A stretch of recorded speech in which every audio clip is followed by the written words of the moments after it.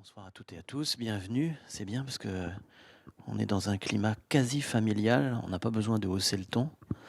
Et donc on va essayer de garder une forme de sincérité et de fraternité là, dans ce petit moule dans lequel nous sommes tous pour évoquer un sujet qui est assez grave et assez sensible et sans doute qu'aucun des chefs d'entreprise présents ici n'y aurait pensé il y a 10 ans, la cybersécurité.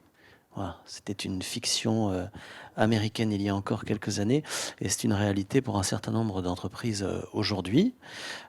Certains ont subi, d'autres ont mis en place ce qu'il fallait. Bref, on a besoin tous de s'informer, de réactualiser nos logiciels informatiques quand ce n'est pas notre manière de manager. Merci donc d'être présent au nom de la CPME et de la Fédération française du bâtiment, la FFB, qui organise cet événement en partenariat avec, vous les avez en haut, Osérim, Nathalie Susset, agent AXA à la Ferrière, et TV Vendée, votre serviteur, qui va animer ce débat en deux temps. Un premier temps un peu formel, avec nos deux invités, Régis Dubrul, délégué régional sécurité numérique à l'ANSSI, l'Agence nationale de la sécurité des systèmes d'information. Il se prépare, c'est vous qu'on va entendre dans un premier temps de manière un peu formelle. Puis Nicolas Lévin, vous êtes ingénieur en sécurité chez OVH Cloud. Vous occupez notamment d'hébergement de serveurs, de cloud virtuel. Je vous promets, j'ai essayé de tout piger. Je suis pas sûr d'un récit du premier coup. On vous attendra dans un deuxième temps. On aura un temps d'échange, questions-réponses, et puis ensuite une table ronde avec des entrepreneurs vendéens que j'aurai l'occasion de vous présenter un peu plus tard et que j'aurai l'honneur d'animer. Si ce fonctionnement vous va, on va pouvoir commencer, sachant que il n'est de bons amis qui ne se quittent sans un verre et qu'à 20h, il y aura bien sûr un cocktail. Mais vous n'êtes pas venu pour ça, bien entendu. On va commencer, s'il vous plaît, avec Régis. Je vais vous demander de monter sur scène, Régis.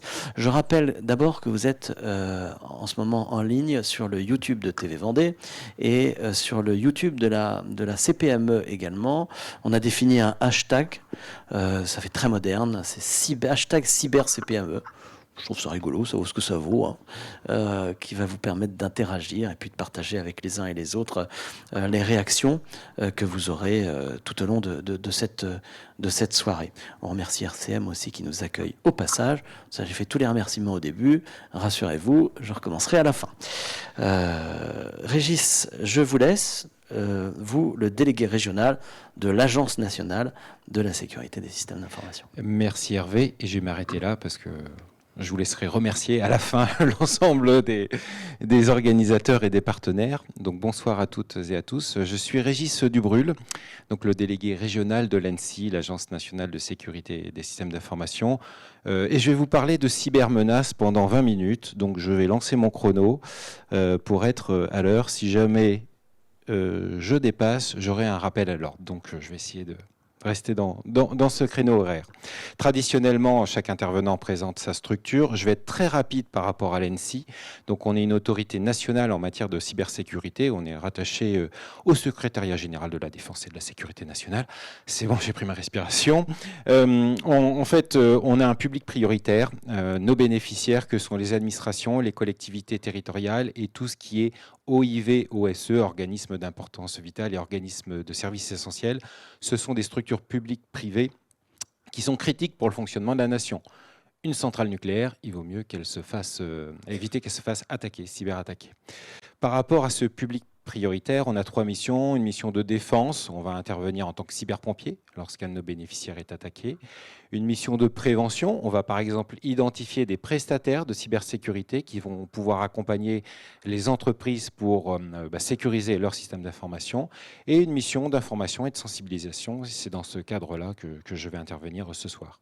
On ne fait pas d'action offensive ni de renseignement, c'est une particularité du modèle français où on laisse ça aux services de renseignement et aux militaires. Alors, nous allons rentrer dans le vif du sujet de cybermenaces. Et la première illustration que je voulais vous présenter, c'est notre consommation du numérique. Alors, évidemment, et ça va expliquer pourquoi il y a autant d'attaques aujourd'hui. Évidemment, aujourd'hui, l'informatique est au cœur de fonctionnement des entreprises, que ce soit dans les processus métiers ou support, les logiciels de ressources humaines, etc.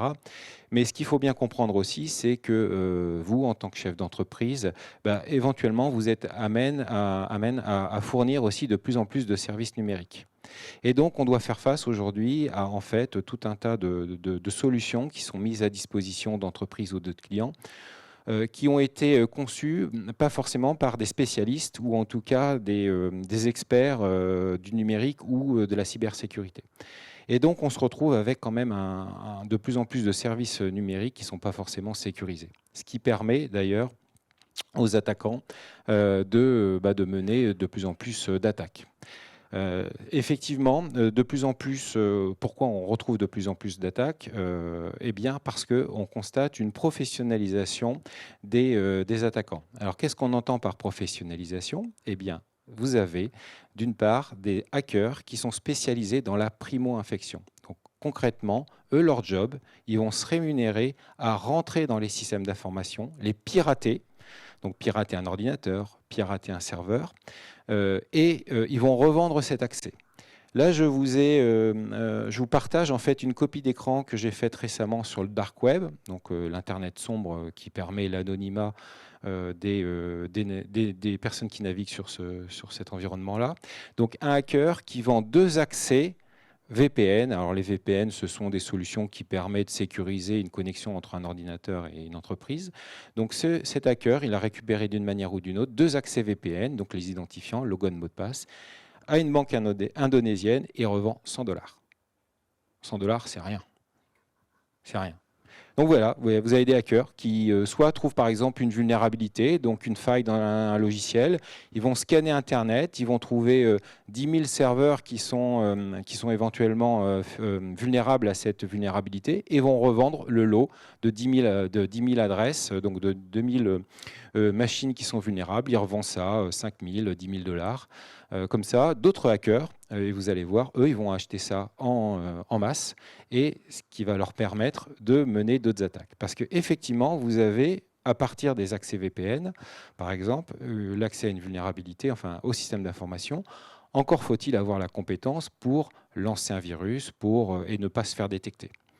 Et bien là aussi, vous avez aujourd'hui ce qu'on appelle, nous, des cybergangs, donc des hackers professionnels qui mettent à disposition des kits d'attaque. Donc concrètement, moi je suis un hacker junior, enfin non. Voilà, je pourrais, avec finalement peu de connaissances, m'affilier à ces groupes d'attaquants et eux, ils vont me fournir tout ce qu'il faut pour attaquer. Donc les logiciels, les virus qui vont bien, mais aussi le service après-vente, parce que lorsque vous attaquez la planète entière, si vous êtes basé, je ne sais pas, en Amérique du Sud et vous attaquez une entreprise, une PME française, eh bien, il y a un problème de décalage horaire. Donc ces groupes d'attaquants mettent à disposition du personnel, des ressources qui vont pouvoir négocier, par exemple, la rançon demandée si on se trouve dans un cas de rançongiciel. Ils vont faire le service après-vente. Évidemment, ces hackers qui proposent cet environnement d'attaque, ils vont se prendre une commission sur les rançons qui vont être payées. Donc vous voyez, vous avez déjà un écosystème en fait, qui se professionnalise avec chacun sa spécialité. Vous avez même des hackers qui sont spécialisés dans le blanchiment de Bitcoin. Alors qu'est-ce que c'est cette histoire?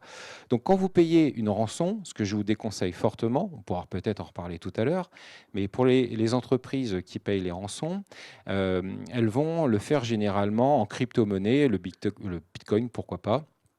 Il y a une partie quand même si c'est anonyme, il y a quand même une partie qui est publique, notamment quand vous payez 1 ou 2 bitcoins, ce qui est quand même autour de... Alors, je n'ai pas le cours, mais ça doit être pas loin de 30 000... ouais, autour de 30 000 $. Donc 1 ou 2 bitcoins, entre 30 et 60 000 $, eh bien, vous allez le mettre sur un portefeuille avec un numéro qui est public. Vous avez les services de police qui, évidemment, surveillent ces portefeuilles-là pour savoir les transferts. Et bien là aussi, vous avez des experts qui arrivent à blanchir, donc à faire des mouvements entre portefeuilles pour que plus aucune trace soit visible par rapport au service enquêteur. Là aussi, ces hackers, ceux qui proposent le blanchissement de Bitcoin, se prennent une commission au passage. Donc, si je résume, d'un côté, vous avez de plus en plus de consommation du numérique, et de l'autre, des hackers qui sont de plus en plus forts et qui se professionnalisent. Donc, forcément, vous avez de plus en plus d'attaques. Alors, je vais revenir en arrière. Donc, voilà. Dans ces cybermenaces, on a 3 grandes catégories de cybermenaces. Vous avez la première en termes de volume et aussi d'impact pour les entreprises, c'est la cybercriminalité. Vous avez l'espionnage qui est toujours présent depuis plusieurs années, mais on en parle moins. Et puis vous avez, hélas récemment, ce qu'on appelle les actions étatiques, c'est les guerres cyber entre États. Alors on va aborder ce premier sujet. Alors ça, c'est une présentation que j'ai l'habitude de faire depuis un certain temps. Et cette partie-là, je ne l'abordais pas du tout, ou pratiquement pas. Mais depuis le 24 février, hélas, c'est un sujet sur lequel je détaille un peu plus. Donc depuis le début du conflit entre l'Ukraine et la Russie, on a vu certaines choses se passer. Alors surtout entre les deux belligérants, donc des attaques directes, notamment alors ce qu'on appelle des attaques par déni de service. Concrètement, en fait, on demande à des millions d'objets connectés, des millions de machines qui ont été piratées, de se connecter en même temps sur un site internet, par exemple le site du gouvernement ukrainien ou le site de la diplomatie russe d'un pays. Et en fait, ces millions de connexions en même temps font que la machine, le site internet, ne sait pas répondre sur ces requêtes. Et donc, il se met en carafe.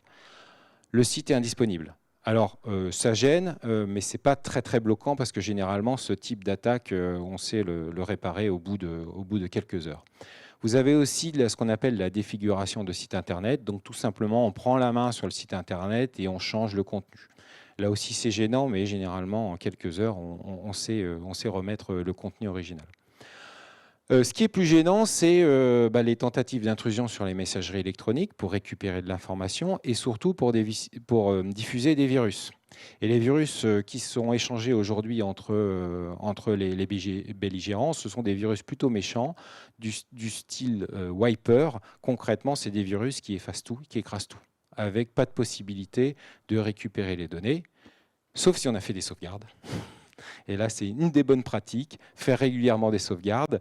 On en reparlera peut-être tout à l'heure hors connexion, mais ça permet, si jamais on est attaqué, de récupérer un certain nombre de données.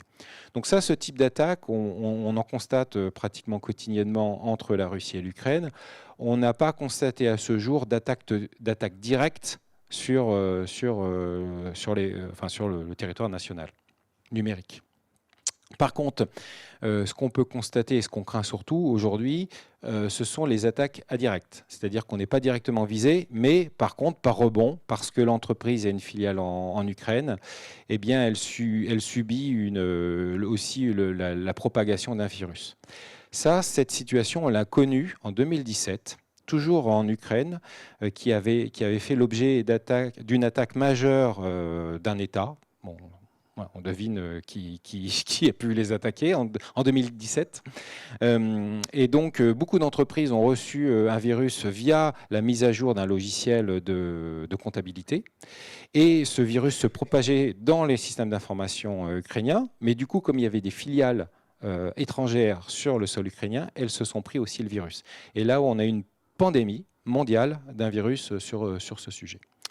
On a beaucoup de cyberarnaques, donc des gens qui exploitent le sujet de la guerre pour récupérer de l'argent, notamment les réfugiés. Très rapidement, 2-3 jours après le début du conflit, on avait des faux messages de la Croix-Rouge en disant « donnez pour les réfugiés ukrainiens ».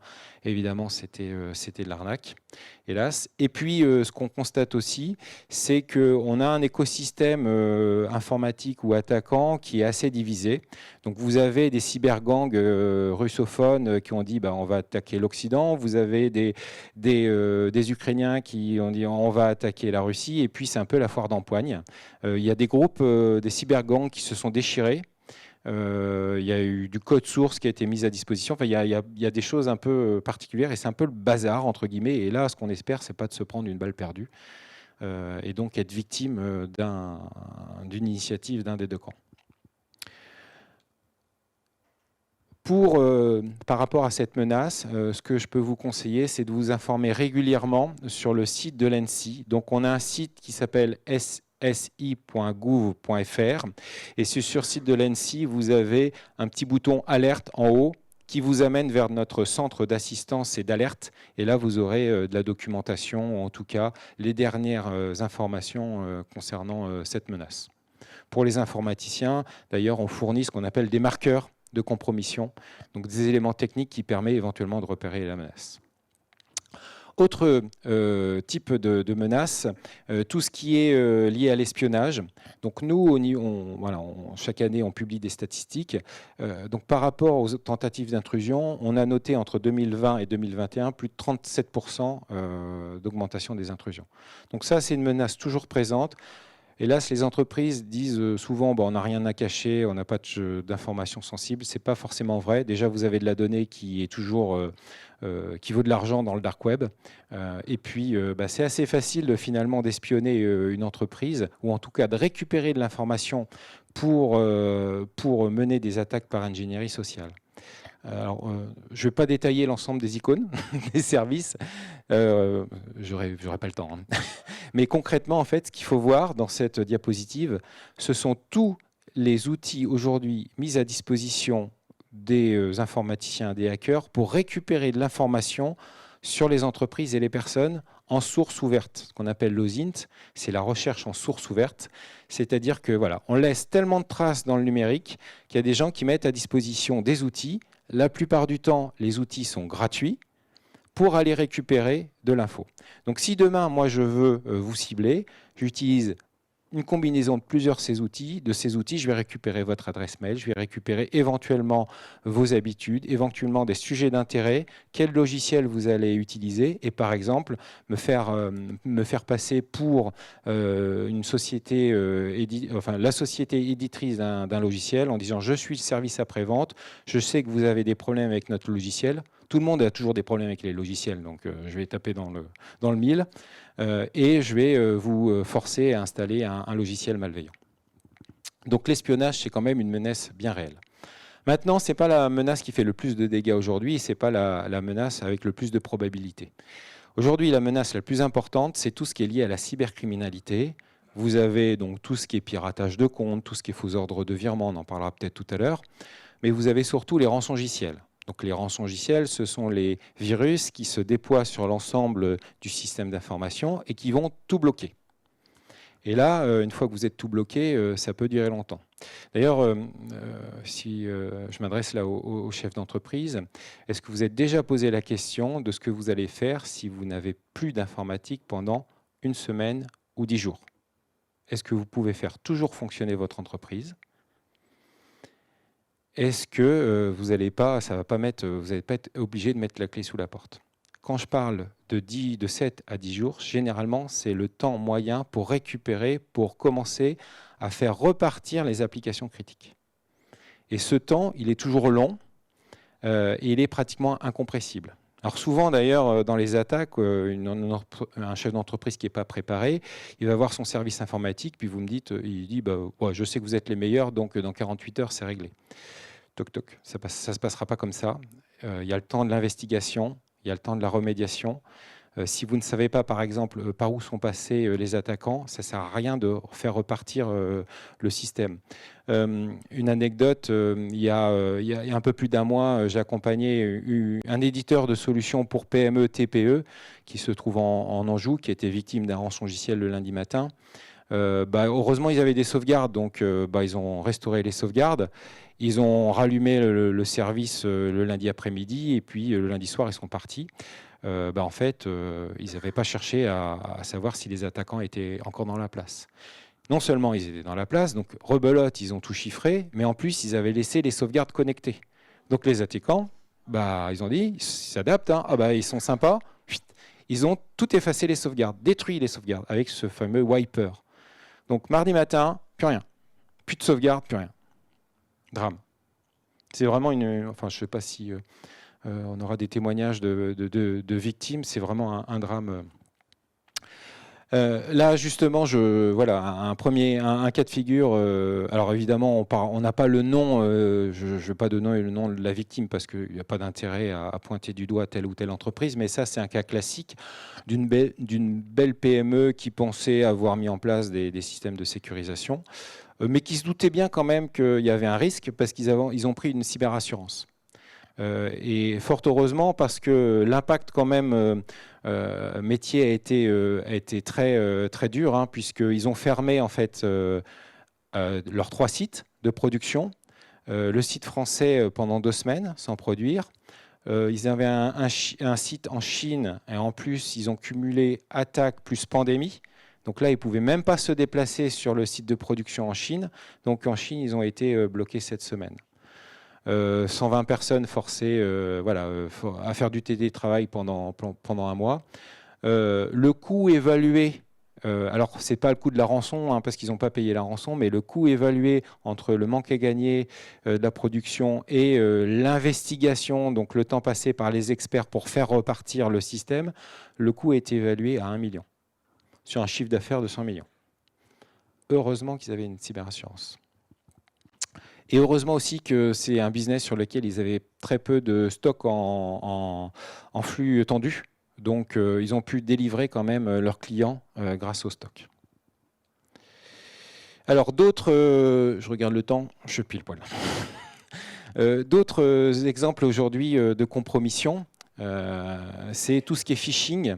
Tout ce qui est utilisation, par exemple, de services en ligne style Microsoft 365, qui fonctionnellement peut être très bien. Le problème, c'est que les attaquants sont courants que vous utilisez ce type de solution, donc ils vont vous essayer de vous piéger par rapport à ça. Et donc régulièrement, voilà, vous recevez des mails de piège qui vous demandent, voilà, votre mot de passe va expirer bientôt, merci de renseigner les mots de passe. Évidemment, les mots de passe, ils vont être volés. Un autre cas de figure qu'on voit assez facilement, imaginons que moi j'ai récupéré votre login et mot de passe, eh bien, comme la messagerie elle est en ligne, je vais utiliser votre messagerie pour envoyer un nouveau mail d'attaque à l'ensemble de vos contacts. Donc je vais envoyer un mail à des contacts. Les contacts vont recevoir un mail d'une personne qu'ils connaissent, donc ils vont moins se méfier. Ils vont envoyer, donc ils vont voir dans le mail un lien vers un environnement SharePoint, OneDrive, enfin toutes les solutions qu'on connaît. Bon, et en plus, il s'avère, la personne a été sensibilisée, elle va déplacer la souris sur le fichier joint, enfin sur le lien, et elle va voir que c'est un environnement sain, donc elle clique dessus. Jusque-là, il n'y a pas de souci. Sauf que en dessous, lorsqu'elle arrive sur l'environnement Microsoft, par exemple, elle a un nouveau lien. En fait, c'est un deuxième lien, et c'est là où se trouve le piège. Parce que quand on va vouloir cliquer sur le dossier joint, on va avoir une mire d'authentification qui va de nouveau demander. Et là, je ne me retrouve plus sur l'environnement de Microsoft, je me retrouve sur l'environnement de l'attaquant, et c'est là où les identifiants sont volés. Ce qui, du coup, va permettre à un nouvel attaquant, une fois qu'il a vos identifiants, de vous attaquer à nouveau. Et on retombe dans l'hyperspécialisation et dans les attaques par primo-infection. Pour ne pas avoir ce type pour parer ce type d'attaque, il faut mettre en place ce qu'on appelle l'authentification double facteur. C'est-à-dire que vous mettrez un login, un mot de passe et un code qui est généré par soit une application sur votre smartphone, soit une clé USB. Donc c'est ce que vous demande aujourd'hui votre banque. La plupart des banques vous le demandent. Demain, c'est ce qu'il faudra mettre en place partout. Voilà, j'ai d'autres attaques qui sont toujours présentes, qui font moins de dégâts, mais voilà, virus informatique, je ne vais pas forcément rentrer dans le détail. Juste pour terminer, c'est ma dernière diapositive et je pense être 2 minutes de retard. Voilà, nous au niveau des bonnes pratiques qu'on va peut-être aborder un peu plus tard, je ne l'ai pas abordé dans ma présentation, mais sachez qu'au niveau de l'ANSSI, on a différents guides. Dans les bags, dans les sacs qui vous ont été donnés à l'entrée, vous avez le guide du milieu qui est à votre disposition. C'est un guide qui s'adresse aussi bien aux responsables informatiques, mais surtout aux dirigeants, sur lequel vous allez voir les 12 bonnes pratiques à suivre. 12 questions à vous poser, et à partir de là, vous pourrez commencer à aborder plus sereinement le sujet de la cybersécurité. Voilà, je vous remercie de votre attention. Et puis, soit je passe la parole, je repasse la parole au maître de cérémonie. Je vais prendre la main, je vais vous remercier, Régis Dubrulle, donc pour cette intervention. Et je vous recommande la cybersécurité, parce que moi je l'ai lu il y a déjà quelques temps. Et c'est un très bon bouquin. Gardez vos questions. On va les poser juste après la deuxième intervention, si vous en êtes d'accord. À nouveau, je vous invite à réagir sur les réseaux sociaux ou à revoir ce que vous venez d'entendre sur le YouTube de TV Vendée et celui de la CPME. Notre second intervenant, c'est Nicolas Levin. Nicolas Levin. Je l'avais écrit en majuscule. Ah bah, bonne patte d'ailleurs. Oh, j'ai tenté ça. Ça vaut ce que ça vaut, ça mange pas de pain. Merci beaucoup. Voilà. Vous êtes ingénieur en sécurité chez OVH Cloud. Je vous cède la parole pour cette seconde intervention, puis on aura un petit temps questions-réponses juste après. Voilà. Merci beaucoup. Et déjà, je vais remercier mon confrère Régis de m'avoir légué une salle terrifiée, puisque cette présentation était très efficace sur la menace. Et heureusement, là, on va parler un peu moins de menaces, un petit peu quand même. C'est un travers de nous autres professionnels de la sécurité de parler de beaucoup de choses qui font peur. Mais heureusement, je vais vous parler un petit peu des solutions, vues à travers mon angle de vision, qui est, voilà, je suis, comme j'ai été présenté, je suis ingénieur en cybersécurité chez OVH Cloud depuis un petit peu plus de 3 ans. Pour présenter OVH Cloud très très rapidement, j'imagine que le nom vous dit un petit peu quelque chose. On est le premier fournisseur de cloud de France et d'Europe, je crois même. Et donc voilà, on est spécialisé plutôt dans le côté infrastructure. Les services cloud, c'est très large, ça va des infrastructures aux plateformes, aux logiciels. Nous, on est plutôt spécialisé infrastructure avec un petit peu de plateforme et un petit peu de logiciel aussi. Bon, je ne rentre pas dans les détails, on a un joli catalogue. Alors, de quoi vais-je vous parler ? Alors, je vais vous parler du voyage vers le cloud, donc d'entreprise, peut-être la vôtre.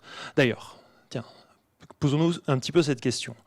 Dans la salle, petit sondage à chaud, qui parmi vous, dans votre entreprise, utilise une quelconque forme d'infrastructure ou de logiciel cloud ? Vous pouvez lever la main ?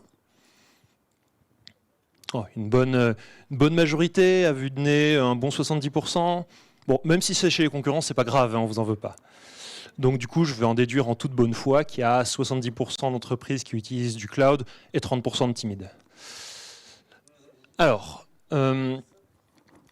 d'abord, je ne vais pas trop m'arrêter là-dessus, mais passer de l'informatique, on va dire traditionnelle, chez soi, on-premise, à une infrastructure cloud, c'était un changement de paradigme assez important. Et pas que pour la sécurité, pour le coup, vraiment de tout bord. Ensuite, on a une cybermenace. Là, je ne vais pas refaire la démonstration de mon confrère, qui a encore une fois été très efficace. Une cybermenace qui est très présente. Et pour le coup, les infrastructures cloud subissent à peu près le même environnement de menace. Enfin, à minima, on est présent dans le même Internet, on utilise le même genre de technologie. Enfin, pas tout à fait, mais à minima, on subit le même genre de problème. Le phishing, les rançons logiciels, etc., etc. Et pour le coup, les environnements cloud ont certains avantages, certains inconvénients. Là, on a vraiment des spécificités. Je vais me concentrer sur l'angle de la sécurité. Il y a des points forts, mais je dois aussi avouer, je ne prêche pas toujours pour ma chapelle, il y a aussi quelques points faibles, quelques vulnérabilités. Et vu à quel point les environnements cloud sont répandus, malheureusement, ces faiblesses sont aussi connues des attaquants. Donc il va falloir s'en prémunir. Et c'est aussi ce sur quoi on travaille. Et d'ailleurs, du coup, nous, en tant que fournisseur de cloud, on a développé un certain nombre de stratégies pour s'appuyer sur ses forces, pour prévenir les faiblesses et d'une manière générale pour fournir un bon niveau de sécurité à tous nos clients. Alors, désolé, encore une slide qui fait peur. Alors, mes chiffres sont un peu différents, mais vous allez voir, ils vont dans le même sens. Là, je m'appuie sur des chiffres assez récents de l'année dernière, 2021, sur une étude du CESIN, qui est une association professionnelle en sécurité. Et donc, il y aurait 54% des entreprises interrogées, c'est un sondage en fait, qui ont subi une attaque en 2021. Donc, dans l'année, ils ont subi une attaque. Et je précise que ce n'est pas une tentative d'attaque, c'est une attaque qui a réussi et qui a eu des conséquences sur le business de l'entreprise. 54%, donc en France. Autant dire vraiment beaucoup de gens. Et si je devais parler, là c'est une conjecture de ma part, mais si je devais parler des entreprises qui ont eu une tentative d'attaque, je pense qu'on s'approcherait de 100% dès qu'on a un petit peu de présence numérique. Alors, parmi ces 54%, donc, le vecteur principal, c'était le phishing, donc le hameçonnage, excusez l'anglicisme, donc, qui a été abondamment présenté par mon confrère. Et également, le deuxième vecteur d'attaque le plus répandu, c'est l'exploitation d'une faille. Donc une faille informatique, un défaut dans un logiciel trop ancien qui connaît des vulnérabilités qui peuvent être exploitées par un attaquant. Vous remarquerez que si on additionne les deux derniers vecteurs d'attaque, on aboutit à plus que 100%, c'est normal. En fait, puisqu'une attaque peut connaître plusieurs étapes, on commence par voler des identifiants par phishing, on s'introduit une première fois dans les systèmes, on utilise une faille pour s'introduire plus profondément dans les systèmes, et là, atteindre une base de données, un système de production qu'on va éteindre, etc. etc. Voilà, donc on peut avoir plusieurs étapes. C'est d'ailleurs souvent le cas. Mais alors du coup, qu'est-ce qu'on peut faire? Surtout que le problème peut être amplifié par le cloud. Et oui, le cloud n'est pas toujours une solution. À minima, ce n'est pas une solution miracle.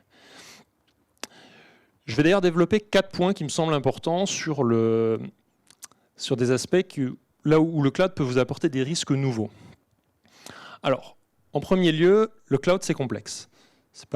On est face à une multitude de services, une multitude d'outils, parfois des technologies nouvelles. Pour le coup, on s'entend, hein, l'informatique traditionnelle on-premise pouvait être très complexe aussi. Là, c'est pas forcément une comparaison. Mais le problème, c'est qu'aussi, on va avoir des erreurs de configuration, comme tout un chacun, ce sont des choses qui arrivent. Et les forces du cloud, l'automatisation, la rapidité de déploiement, vont s'appliquer aussi à ces erreurs. Imaginez un technicien qui, ça arrive, se trompe dans la configuration d'un firewall, qui appuie sur le bouton envoyer pour déployer ça sur toutes ses infrastructures de son entreprise. Eh bien, ça peut se déployer sur un très grand nombre d'infrastructures. Voilà, là où on peut déployer rapidement des applications et des infrastructures, on peut aussi déployer très très rapidement les conneries. C'est ce qui peut être un problème. Un autre point, c'est que ça c'est quelque chose qu'on voit chez tous les fournisseurs de cloud. On a un compte client. Chez OVH, c'est ce qu'on appelle le NIC ou le NIC handle, qui est globalement c'est un compte de commande ou un compte technique qui pilote la commande, la suppression, la facturation sur les infrastructures. Alors, là aussi, les comptes à très fort niveau de privilège, qui commandent énormément de choses et qui, du coup, de ce fait, sont très sensibles, il y en avait déjà dans l'informatique traditionnelle. Mais là, pour le coup, sur le cloud, c'est vraiment obligatoire. Là, je parlais du NIC handle chez OVH. Il y a l'équivalent chez AWS, chez Azure, etc. Il s'agit d'un compte généralement bien protégé, hein, comme le mentionnait mon confrère, avec 2 facteurs d'authentification, un mot de passe fort, etc. Mais ça reste quand même une faiblesse, puisque là, on est vraiment sur, avec un seul compte, l'accès aux joyaux de la couronne informatique pour votre entreprise. Si je glisse sur des sujets un peu moins techniques et un peu plus organisationnels, il y a quelque part un fournisseur de cloud, j'ai utilisé le mot, c'est un fournisseur.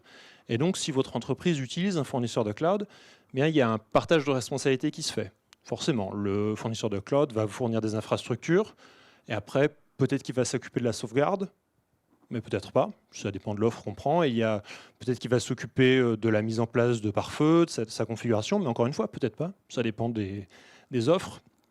Typiquement, généralement, quand on monte dans les couches d'abstraction, c'est-à-dire qu'on se rapproche plus du software as a service, on est sur des offres qui sont plus managées par le fournisseur.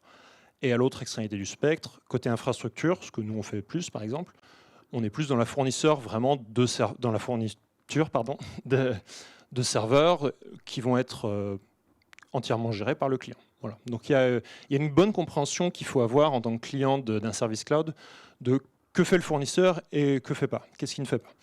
Il n'y a pas forcément de bonne ou de mauvaise réponse, mais il faut bien comprendre le service à minima. Et enfin, on a aussi, c'est assez proche finalement de ce point de partage de responsabilité, on peut avoir un empilement de complexité juridique et contractuelle.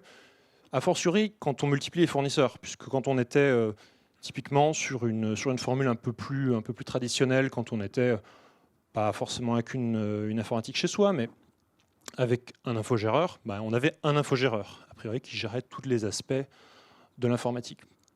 Et là, on va avoir peut-être un fournisseur de cloud pour la messagerie, un fournisseur de cloud pour son infrastructure, etc. etc. Et on va empiler comme ça les services qu'il faudra à chaque fois, qui à chaque fois ont des conditions générales d'utilisation, des contrats, des garanties en sécurité qui sont parfois proches, parfois différentes. Voilà. Tout ça, c'est beaucoup de complexité. Mais heureusement, la situation est au plus noir, mais heureusement, il y a quand même aussi des vrais avantages, puisque on croit quand même globalement bien à notre modèle. Et donc, du coup, pour contrebalancer un peu tout ça, je vais vous présenter 4 points forts, on va dire, qui me semblent assez prévalents dans les fournisseurs de cloud. Le premier, c'est qu'en parlant de sécurité, chez un fournisseur de cloud, généralement, on a une grosse concentration d'expertise en cybersécurité. Comme vous le savez peut-être, c'est assez... la sécurité, la cybersécurité, c'est rarement cœur de métier pour votre entreprise. Là où, chez un fournisseur de cloud, ça fait partie de son métier. Et typiquement, chez OVH, on est à peu près entre 25 et 30 personnes dans l'équipe de sécurité. On ne fait que ça. Et donc, du coup, ça représente à peu près 1% de notre masse salariale. Et pour le coup, c'est pas rien. J'ai travaillé dans le passé dans des entreprises d'autres secteurs et on avait rarement 1% des gens qui ne faisaient que de la sécurité. Et là, pour le coup, ça nous permet d'avoir des expertises dans beaucoup de domaines différents. Voilà, moi, je travaille par exemple plutôt sur les côtés gouvernance et certification de la sécurité. Mais on a aussi des experts techniques sur des tests d'intrusion, de la réponse à incident. Enfin, j'en passe et des meilleurs. Ensuite, utiliser des infrastructures cloud, ça donne un socle de sécurité minimal. C'est-à-dire, là, je parle surtout pour nous, pour OVH, mais j'imagine que c'est le cas pour tous les fournisseurs.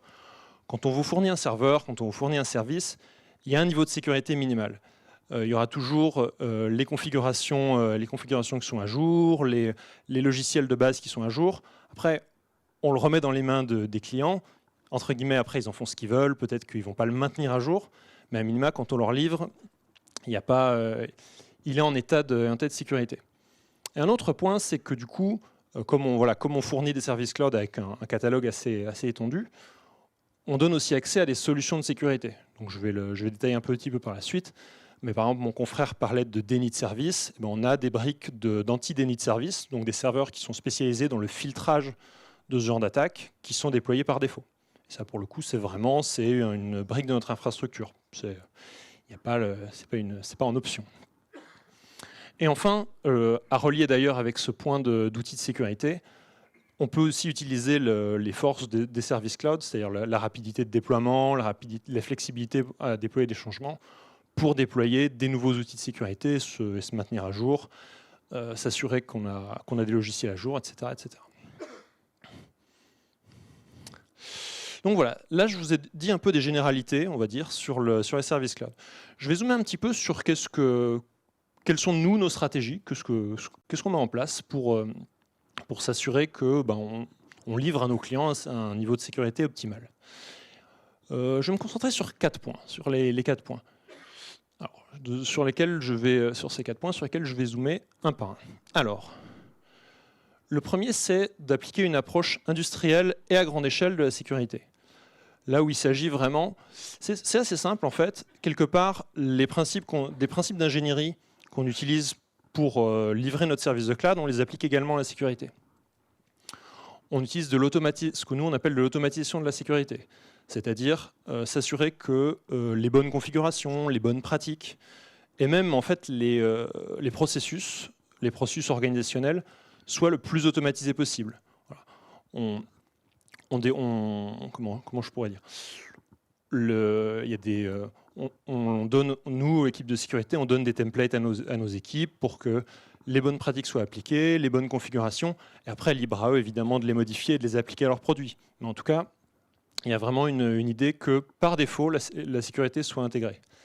Et d'ailleurs, ça s'applique également, deuxième point, sur les aspects développement. Puisque, bon, comme comme vous pouvez imaginer, voilà, on est régulièrement en train de développer du logiciel et de la configuration pour nos produits. Et donc, il y a une intégration constante des principes de sécurité dans le cycle de vie logiciel. Il y a également des principes d'architecture dans la manière qu'on a de concevoir notre SI, le SI qui du coup sert après à livrer nos produits à nos clients, qui sont sécurisés par défaut. On a vraiment des manières de construire le SI qui favorisent la sécurité. Pour en citer un, là je parle de Bastion. Je ne vais pas trop rentrer dans les détails, puisque bon, là on est dans des aspects assez techniques, je devrais dire. Mais globalement, quand un administrateur doit se connecter à soit un serveur important, soit vraiment au serveur qu'on livre à nos clients, il doit passer par un serveur Bastion qui globalement s'assure qu'il a bien affaire à la bonne personne, enregistre les connexions. Et ça, c'est vraiment quelque chose qui se fait par défaut. Et il faut voir qu'avant tout, au VH, on opère un système d'information qui est gigantesque, mais ça, c'est vraiment des choses qui se font partout. Et d'ailleurs, un autre point, c'est que je vous ai dit plutôt qu'on avait une grosse équipe de sécurité. Quelque part, oui, mais pas tant que ça. Parce qu'en fait, on livre à un très très grand nombre de clients, et ça, pour le coup, c'est vraiment le propre des services de cloud. C'est vraiment s'appuyer sur une industrialisation forte pour livrer un grand nombre de clients, bien plus que ce qu'on pourrait faire avec des méthodes traditionnelles. Et donc, du coup, notre équipe de sécurité ne peut pas être partout. Et il se trouve que, du coup, on insiste beaucoup sur la formation de nos équipes, notamment équipes techniques, administrateurs et développeurs, pour que vraiment, avant tout, la sécurité de base des produits soit entre leurs mains. Et on s'assure qu'ils fassent ce qui est nécessaire pour que les produits soient développés dans le bon sens. Mais alors du coup, si on a formé tout notre personnel technique aux bonnes pratiques de sécurité, vous allez me dire, bon, mais du coup, votre équipe de sécurité se tourne les pouces. Non. Car en fait, on vise à traiter de cette manière-là les cas standards, mais il reste quand même des cas complexes, des nouveautés, des nouvelles technologies, des nouveaux produits, en fait, où là, on a une gestion plus fine et plus personnalisée, je dirais. Où là, il faut vraiment se poser des questions. Voilà. Autant on est assez à l'aise pour déployer, par exemple, des serveurs dédiés en très grand nombre. Par contre, quand on commence à développer, par exemple, des produits d'intelligence artificielle, toute une boîte à outils pour l'intelligence artificielle, comme on le fait en ce moment, voilà, il faut quand même commencer à se poser des questions sur comment faire pour bien adapter à ce genre de nouveautés. Ensuite, donc ça c'était vraiment l'approche industrielle. Mais on n'est pas tout seul. En tout cas, nous c'est pas là. En tout cas, le fait d'être un seul acteur qui impose sa loi sur le marché, à l'image des GAFAM, c'est pas trop notre modèle. Et donc du coup, on s'appuie énormément sur l'écosystème. Et donc ça, c'est un principe qui est un principe d'entreprise en fait, mais qui se retransmet aussi à nos actions de sécurité. Et qui plus est, on a une responsabilité, nous, elle est au moins au niveau national et européen, qui est systémique. Parce qu'en fait, de par notre taille, les actions qu'on prend en termes de sécurité se répercutent assez largement sur le marché français et européen. Pour vous dire, on gère des millions d'adresses IP et on a notre activité historique qui était en fait l'hébergement de sites web et la gestion de noms de domaine est très très présente encore sur le marché, notamment sur le marché français. Et donc du coup, pour répondre à cette responsabilité, on est en relation constante avec un grand nombre d'acteurs de notre écosystème. Alors, il y a des acteurs institutionnels, au premier rang desquels l'ANSSI. On participe également à pas mal de groupes de travail, donc sur l'industrie, à la fois de l'industrie du cloud et la sécurité. On est en relation avec beaucoup d'éditeurs de logiciels, de fournisseurs, pour lesquels on intègre leurs solutions ou on les utilise. Et enfin, on travaille également avec de nombreux partenaires donc de toutes sortes, que ce soit des startups qui utilisent nos produits ou des infogéreurs, comme Ozerim d'ailleurs qui nous a invités ce soir. Merci encore. Avec qui voilà, on parle régulièrement, y compris sur les sujets de sécurité. J'ai parlé un peu plus tôt aussi de l'outillage, je ne vais pas trop m'attarder pour pas vous assommer avec la technique, mais on déploie des outils de protection sur une large échelle, puisque nous, ce qu'on vise, c'est pas tant de faire du sur-mesure pour un client premium parce qu'il l'a demandé. Bien sûr, il y a des mesures spécifiques, mais quand on commence à déployer une mesure de sécurité, nous, ce qu'on veut le faire, c'est pour tout le monde. C'est vraiment notre idéal. Et donc à ce titre-là, on déploie des mesures type des serveurs anti-DDoS, donc anti-déni de service, des répartiteurs de charges, des réseaux de distribution de contenu. Enfin, voilà, je ne vais pas rentrer dans les détails, on pourra en discuter pour les intéresser un peu plus tard si vous le souhaitez. Mais voilà, il y a vraiment des outils de protection qui sont déployés sur tous nos clients. Et enfin, autre point de l'ouverture externe à l'écosystème, on a aussi des revues et des audits externes sur nos systèmes. Alors ça prend plusieurs formes. La première, c'est ce qu'on appelle le bug bounty. Je ne sais pas si vous êtes familier avec ce terme-là. Globalement, il s'agit de monter un programme en disant à des chercheurs en sécurité ou à des hackers, ben voilà, on veut améliorer la sécurité de nos produits. Si vous trouvez une faille dans nos produits, envoyez-la nous et vous serez rémunéré. Parce que pour le coup, c'est vraiment, ces gens-là, ils travaillent là-dessus, ils y mettent du temps, ils améliorent, et s'ils jouent le jeu, ils améliorent la sécurité de nos produits. Donc globalement, nous, on adhère pas mal à ce modèle-là, et on considère que c'est une bonne chose de rémunérer les gens. Et qui plus est, ça contrebalance le marché de la vulnérabilité de sécurité qu'évoquait mon confrère. Pour le coup, ça veut dire qu'un chercheur en sécurité qui trouve une faille chez nous, il peut nous la signaler et être rémunéré plutôt que de la vendre sur le darknet. Ce qui, entre nous, ça nous arrange. Et on opère également des tests d'intrusion et des audits plus génériques, plus organisationnels. Je ne rentre pas forcément dans les détails, mais globalement, on fait examiner notre sécurité par d'autres. On n'est pas juste en train de se regarder le nombril en se disant « bon, on pense qu'on est très bon », on fait quand même vérifier par d'autres qu'on est aussi bon qu'on le croit. Et malheureusement, pas toujours. Ensuite, voilà, ça rebondit un peu sur ce que je vous disais un peu plus tôt. Nous, notre but, c'est avant tout, l'idéal qu'on a pour ces systèmes de sécurité, c'est de les faire pour tous. Et à ce titre-là, d'établir ce qu'on appelle un cloud de confiance pour tous. Et tous les mots sont importants dans le sens à la fois confiance et pour tous. Nicolas, il va falloir accélérer un tout petit peu. Très bien. Si je ne m'abuse, c'est mon avant-dernier slide, donc je vais... Vous ne vous abusez pas. Ah, parfait. Ça me rassure. De toute façon, les deux derniers sont plus légers, mais je vais accélérer. Très bien. Alors, du coup, il y a un certain nombre de principes qu'on s'applique à nous-mêmes, à la fois pour donner de la confiance et pour que cette confiance s'applique à tous. Dans le sens, voilà, on veut qu'on ait un socle de sécurité qui s'applique à tous, y compris aux clients qui prennent peu de produits ou des produits entrée de gamme. Le premier point, c'est un point qui est difficile d'ailleurs pour des acteurs de sécurité, c'est d'être transparent.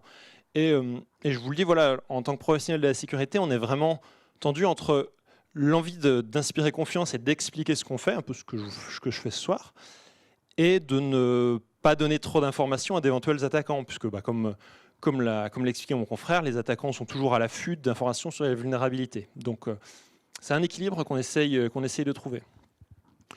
On a également... Bon, je vais pas vraiment tous les détailler, mais on favorise également des principes proches de la sécurité, mais pas totalement équivalents, mais proches de la sécurité, comme la protection de la vie privée, la réversibilité. Et voilà, je ne vais pas m'étendre sur les outils de sécurité au plus grand nombre, et également la notion de responsabilité partagée avec nos clients, que j'ai évoqué un peu plus tôt. Et enfin, pour finir, je vous ai parlé de confiance juste avant. Et bien en fait, on essaye de pas simplement être dans le... Comment dire ? On essaye de pas simplement affirmer des choses, puisque quelque part, ça n'engage que moi. Quand je vous dis, voilà, on est très bon en sécurité, on fait plein de choses intéressantes, on essaye de le démontrer. Et donc, du coup, un des outils sur lesquels je vais m'attarder quelques instants pour la démonstration de la sécurité, quelque part à tous, à nos clients, à nos partenaires, c'est la certification. Et en fait, nous, on croit beaucoup dans ces process de certification. Alors, vous avez peut-être déjà entendu parler de ce genre de certification en sécurité, l'ISO 27001, Secnum Cloud, PCI DSS. Il y en a toute une famille. Là, pour le coup, il me faudrait peut-être temps rapide, genre 1 heure ou 2, pour vous parler un peu de toute cette galaxie. Ne me lancez pas là-dessus. De cette galaxie de certification. Mais en fait, pour vous dire ça en 2 mots, l'idée, c'est vraiment de pouvoir se fixer des objectifs à soi-même, s'évaluer continuellement et pouvoir les démontrer. Puisqu'en fait, à partir du moment où on se fait auditer par un organisme extérieur, il y a des organismes spécialisés et contrôlés pour ça, sur une norme de sécurité telle que l'ISO 27001, on peut aller voir nos clients, par exemple, et leur dire, bon voilà, on s'est fixé des engagements et il y a un organisme extérieur qui a dit qu'on les tient. Et voilà, ça participe justement à cette idée de confiance qu'on veut inspirer à tous. Et donc, le seul slide mensonger, c'est celui-ci, puisqu'il n'y aura pas de questions. Ou du moins pas tout de suite. Et en plus, c'est pas mensonger, parce qu'on va faire un petit temps de questions. Non, revenez, restez là, Nicolas. Venez nous rejoindre, Régis. On prend quelques minutes si vous avez quelques questions à poser à nos intervenants.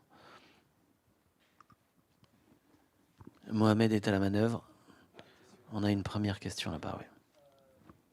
Attendez le micro pour les 18 000 abonnés YouTube. Ah oui, c'est vrai, j'ai oublié qu'on était en live. Bon, bonsoir à toutes et à tous. Donc nous, on a une activité manufacturière, en fait, donc comme la plupart des entreprises ici, je pense qu'on utilise un ERP. Mais nous, on a fait le choix de le mettre dans le cloud parce qu'on pensait que c'était plus sécurisé en se disant, au pire, s'il crypte tout, c'est pas grave. On reprend un nouveau PC et hop, on se connecte. Est-ce que du coup, c'est vraiment plus fiable ou c'est juste une idée qu'on se fait? Merci.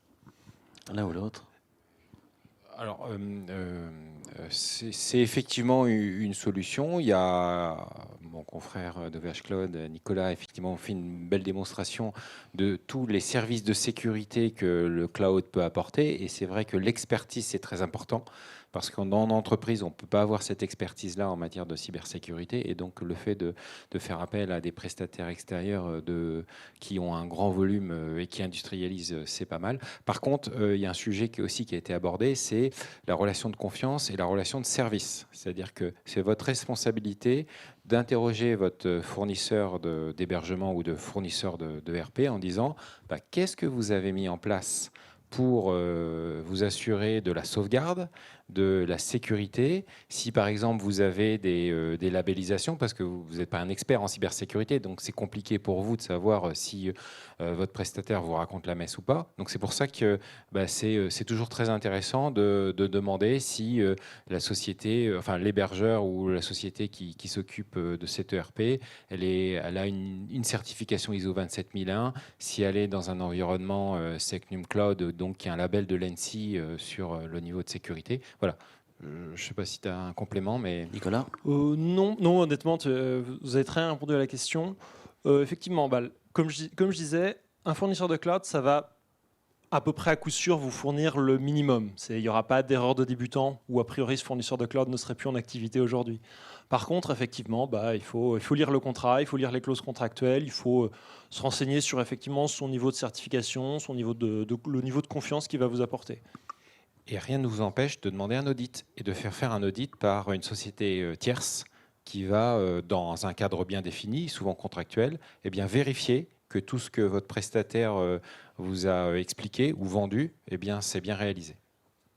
Oui, tout à fait. Il y a souvent des clauses d'audit dans ce genre de contrat, donc qu'on peut faire jouer. N'hésitez pas à les faire jouer. Une autre question? Seconde question? Mohamed était parti se cacher. On a été très clair. Moi, j'ai une question à l'un ou à l'autre. Alors, qui va plaire à Nathalie, faut-il s'assurer? Cybersécurité, là, il y a 1 million d'euros qui a été remboursé. Dans alors exemple. Oui, nous, effectivement, au niveau de l'ANSI, on préconise les cyberassurances, même si c'est aujourd'hui de plus en plus compliqué de s'assurer. Alors, ça ne permet pas de payer la rançon. Donc ça, il faut oublier ça tout de suite. Ce n'est pas la rançon qui est intéressante. Ce qui est surtout intéressant dans une cyberassurance, c'est l'accompagnement que l'assurance va pouvoir vous apporter, notamment l'expertise de remédiation à incident, et puis aussi la couverture. Mais ça, je ne sais pas si vous souhaitez parler. Mohamed, Nathalie voulait... c'est aussi la couverture d'une assurance classique sur le manque à gagner par rapport à la couverture du préjudice. Je voulais juste vous préciser, donc ma compagnie, en tout cas ma compagnie mandante, a été la première à s'y intéresser. Ça fait 8 ans qu'on parle de cybersécurité à nos clients et que jusqu'à présent, ils ne nous entendaient pas. Ils ont commencé à nous entendre, on a commencé à souscrire. Aujourd'hui, avec tout ce qui s'est passé ces derniers mois, il ne faut pas attendre d'être malade pour s'assurer. C'est-à-dire que là, aujourd'hui, il y a des entreprises qui reviennent vers nous, qui ont déjà subi des attaques. Et du coup, l'assureur va regarder ça encore un petit peu plus de manière restrictive. Donc voilà ce que je voulais vous dire. Donc effectivement, on garantit la perte d'exploitation, la réflexion de tout le réseau. Enfin, tout est garanti sauf les rançons. Allez-y, Régis. Oui, et d'ailleurs, les rançons, c'est pas parce qu'on paye la rançon qu'on va récupérer ces données. Ça, il faut bien comprendre ça. Au-delà du problème éthique, donc c'est mal. Hein, effectivement, on finance la cybercriminalité, donc c'est pas bien entre guillemets. Mais c'est pas parce que vous payez une rançon que vous allez récupérer les données. Concrètement, d'ailleurs, quand vous payez une rançon, vous récupérez un logiciel que vous allez déployer sur tous vos ordinateurs. En gros, vous demandez à l'attaquant, enfin, vous permettez à l'attaquant d'accéder de nouveau à vos ordinateurs. Et ça reste de l'informatique. Donc, qui dit informatique, ça veut dire que ça bug. Donc on a des cas effectivement, de gens qui ont payé puis qui ne récupèrent pas leurs données parce que ça ne marche pas, tout simplement. C'est bête. Hein. Dernière question.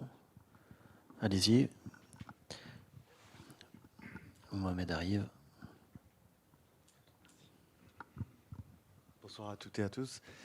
Justement, en cas de demande de rançon, qu'est-ce qu'il convient de faire? Quelle est la méthode à appliquer? Qui contacter si ça doit arriver? Alors, déjà, il y a de bonnes pratiques à suivre. Au-delà de payer la rançon, c'est couper Internet. Ça permet effectivement à l'attaquant de ne plus pouvoir avoir accès à votre système d'information, d'isoler tous les matériels infectés. Donc isoler, ça veut dire ne pas éteindre. Ça veut dire juste enlever la prise ou pour les informaticiens de couper une partie du réseau. Alors pourquoi ne pas éteindre? Parce qu'en fait, vous allez conserver des traces qui seront très importantes pour l'équipe d'investigation.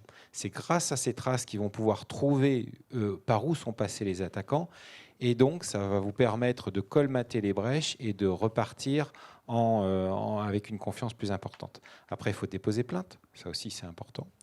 Derrière, en fonction du groupe d'attaquants, il y aura une enquête qui va être menée ou pas. Mais au moins, rien que pour l'assurance, de toute façon, il faut porter plainte. Je ne vais pas détailler plus que ça parce qu'on a plein de mesures. On a un guide à l'ENSI dédié aux rançongiciels qui s'adresse aussi à toutes les entreprises dans lequel on liste toutes les bons réflexes à avoir si vous êtes victime d'un rançongiciel. Merci Régis. Nicolas, un dernier mot? Très rapidement, on passe à la suite. On peut passer à la suite. Très bien, on vous remercie. OVH Cloud et puis l'ANSSI, oui, vous pouvez les applaudir. Merci infiniment d'être venu échanger avec nous. Alors, la deuxième partie est très pragmatique puisqu'on a 3 intervenants qui vont venir me rejoindre et on va faire un partage d'expérience, malheureusement, qui vous permet au mieux d'incarner ce que nous venons d'évoquer. Je vais demander à Éric Rivoal de Gilbert Métallurgie à la Ferrière de venir s'asseoir, s'il vous plaît. Gérard Bourron pour la FFB, Vendée Étanchéité à Bon Repère, s'il vous plaît. Puis Julien Dominici, vous êtes responsable des systèmes d'information ici chez RCM. Et on va échanger ensemble pendant quelques instants. Vous allez nous expliquer d'abord ce qui vous est arrivé pour certains et pour d'autres ce que vous faites pour que cela n'arrive pas. Vous savez, quand on prépare une émission de télévision ou de radio, on a toujours nos petits trucs. Et en fait, moi, quand j'ai préparé cette émission, je me suis dit c'est comme une pathologie, c'est comme une maladie. Donc on va échanger en parlant des causes, des conséquences, des traitements et des séquelles que ça peut laisser dans une entreprise. C'est l'ensemble de l'architecture de ces 20 prochaines minutes. Puis après, on aura un petit temps d'échange aussi ensemble pour savoir comment ça va, comment vous avez vécu ou vous pourriez vivre des cyberattaques. Alors, qui veut commencer? Alors, à ma gauche, Eric et Gérard, vous, tous les deux, vous avez été touchés. Alors, RCM, non, vous, pour l'instant, tout va bien. Alors, jusque-là, ça va. C'est ce qu'on dit. Jusque-là, ça va. A priori, c'est bon. Jusque-là, ça va. Peut-être donc une expérience. Qu'est-ce qui vous est arrivé exactement, Eric? Eh ben, ça remonte à 2016. Une faute d'inattention commise par ma femme, mais ça aurait pu être n'importe quel collaborateur. Un email reçu, et sans prêter attention, elle a ouvert la pièce jointe. Et elle s'est très rapidement aperçue qu'il se passait quelque chose sur son ordinateur. Et donc, ça a été la panique. C'est-à-dire la panique. Qu'est-ce qui s'est passé sur l'ordinateur, pour être très concret? L'ordinateur a a eu un fonctionnement Expert technique. anormal. Et dès qu'elle a voulu reprendre son travail, elle s'est aperçue que le fichier sur lequel elle travaillait ne fonctionnait plus. Oui. Un fichier Word, un fichier Excel. Les PDF ont été infectés. Et non seulement donc, ça a contaminé tout son ordinateur, qui comportait un certain nombre quand même de données sensibles, comme que chaque ordinateur de gérant. Mais ça a commencé à se déployer sur le réseau et en particulier sur notre serveur de fichiers. D'accord. Et on a eu le réflexe, ce qui a été évoqué tout à l'heure, de déconnecter physiquement tous les postes de l'entreprise.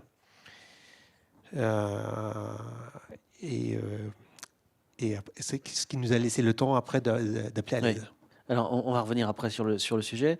Vous, c'est votre boîte mail qui a été piratée. Alors, non, c'est la boîte mail de notre Oui. donneur d'ordre. Ouais. Voilà, parce qu'on est, Comment ça s'est passé? eh bien, nous, dans le bâtiment, voilà, on a un client qui gère la maîtrise d'œuvre, qui pilote un petit peu le chantier, donc il doit viser nos factures. Et on a un client payeur. Et là, ce qui s'est passé, c'est qu'on a envoyé notre facture chez notre donneur d'ordre, le maître d'œuvre, et sa boîte a été piratée.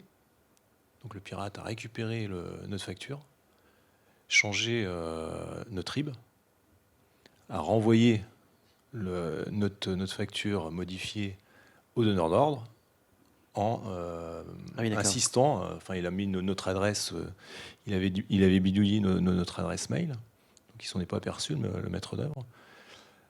Donc notre document est reparti chez la cliente parce que le pirate insistait sur le paiement. D'accord. Alors, ce qui nous a sauvés, c'est que la dame, notre cliente, voilà, elle n'était pas d'accord pour payer au bout de 3 jours. Donc, heureusement, le pirate a été peut-être trop rapide à faire la relance. Et donc, elle nous a appelés, pas contente de notre relance. Et là, on a dit, qu'est-ce qui se passe? Et donc, on a compris qu'il y avait un problème. Et alors, ça n'est arrivé qu'une fois sur un document? Oui, pour l'instant.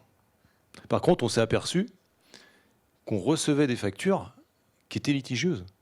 Genre des comptes prorata, par exemple, d'entreprises de gros œuvres qui nous sollicitent sur des remboursements de comptes prorata. Moi, je me suis aperçu depuis qu'on avait des factures qui ressemblaient un petit peu à la nôtre, qui étaient falsifiées. D'accord. Ça vous fait peur, Julien Dominici, vous? Alors vous êtes une toute petite entreprise, faut dire, une toute petite TPE. Mais en fait, peu importe la taille. Ouais. Ça fait peur, clairement. Déjà, je trouve ça courageux de témoigner. Ça fait très très peur et c'est pour ça qu'on n'est pas... il ne faut pas se dire qu'on a la science infuse. Il ne faut pas se dire qu'on va y échapper. Nous, politiquement, dans notre entreprise en tout cas, on ne se pose pas la question de est-ce qu'on va être attaqué, et on se pose la question de quand est-ce qu'on va se faire attaquer. Donc ça, c'est notre leitmotiv, en tout cas sur la partie IT et sur la ligne directrice de notre direction. Et c'est d'essayer de colmater, trouver, sécuriser au maximum. Alors on n'a pas la science infuse, donc on ne sera jamais à 100%. On essaye de tendre vers, voilà, et on se prépare et on se pose des questions, comme vous aviez dit tout à l'heure. Qu'est-ce qu'on fait si on est attaqué? Voilà, et quand on sera attaqué, quels seront les processus et les actions? Alors c'est vrai que c'était aussi, en fonction de ce que disaient Régis et Nicolas, c'est vrai que c'est à la fois énergivore, ça a un coût financier. On se dit, où est l'angle mort? En fait, c'est un peu ça sur lequel vous travaillez en permanence. D'où ça peut venir? De quel réseau? Des angles morts, il y en a partout. On est bien accompagné par notre prestataire informatique, on a une vigilance là-dessus, et on s'est fait quand même... Enfin, heureusement, notre chère cliente, grâce à notre chère cliente, parce que c'était quand même... l'enjeu était à 25 000 €, donc c'était important. Et puis là, ça aurait disparu. Et c'est, mon doute, c'est ça, c'est ce qui est en fait, moi, la réflexion par rapport à ça, mon positionnement, c'est de dire, mais on a essayé, nous, d'avancer sur le numérique, de mettre des procédures pour que ça soit plus efficace, etc. On voit que nos clients aussi particuliers, aujourd'hui, c'est le numérique est intégré. Et ça laisse justement, aujourd'hui, on a enlevé notre RIB de la facture. J'essaye, moi, de revenir à la main à donner le RIB de l'entreprise. Donc, j'ai l'impression qu'on revient un petit peu en arrière, quoi. Ouais. Et je me suis aussi approché des services bancaires. Donc, ils ne sont pas partenaires ce soir. Non. Mais on les aime bien quand même. Ouais, ça dépend. Non, En même temps, ça dépend. Mais j'ai pas trouvé non plus de prestataires aujourd'hui qui ont pu répondre à ma demande. Et vous n'êtes pas sûr, du coup, en termes de cybersécurité, parce que la facture qui a été envoyée, renvoyée, etc., vous n'êtes pas sûr qu'il n'y ait pas un petit virus à l'intérieur, etc. Est-ce que vous avez pris des mesures? Vous avez fait un audit ou des choses comme ça? Non, nous, on est protégés. Oui. D'accord. Disons, on a nos sauvegardes. Est-ce que vous en êtes sûr? Vérifie quand même. C'est ça la question. Vous êtes Je- bien protégé aujourd'hui quand une facture vient et qu'il n'y ait pas un petit document oui. qui soit... Voilà, on se prépare aussi peut-être. on se prépare. Et Eric, vous, alors ça a touché... du coup, là, pour le coup, le virus, vous l'avez vu. Je vais rebondir sur cette petite remarque. On ne se sent pas concerné, en fait. Donc, et on s'aperçoit que ça peut arriver à tout le monde, à tous nos collaborateurs, d'être, malgré eux, la porte d'entrée de genre de mauvaises surprises.